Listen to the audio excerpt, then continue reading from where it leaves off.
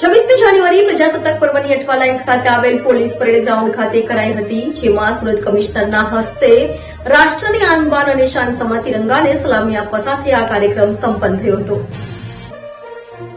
26મી જાન્યુઆરીએ પ્રજાસત્તાક પર્વની સમગ્ર દેશમાં ધામધૂમથી ઉજવણી કરાઈ હતી, ત્યારે સુરત પોલીસ દ્વારા પણ સુરત પોલીસ ગ્રાઉન્ડ ખાતે પ્રજાસત્તાક પર્વની ઉજવણી કરાઈ હતી, જ્યાં સુરત પોલીસ કમિશનર અનુપમસિંહ ગેહલોતના હસ્તે રાષ્ટ્રની આન બાન અને શાન સમા તિરંગાને સલામી આપવામાં આવી હતી.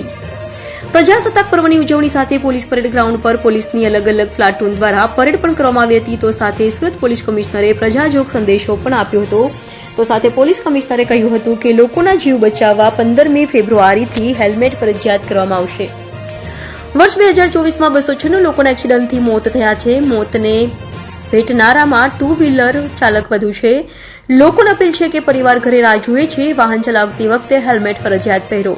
પરિવારમાં આવી દુર્ઘટના ન થાય તે માટે પોલીસ કામગીરી કરી રહી છે. 15 ફેબ્રુઆરીથી હેલ્મેટ ફરજિયાત કરવામાં આવશે, જેથી વાહન ચાલકોને હેલ્મેટ પહેરવા અપીલ કરી હતી.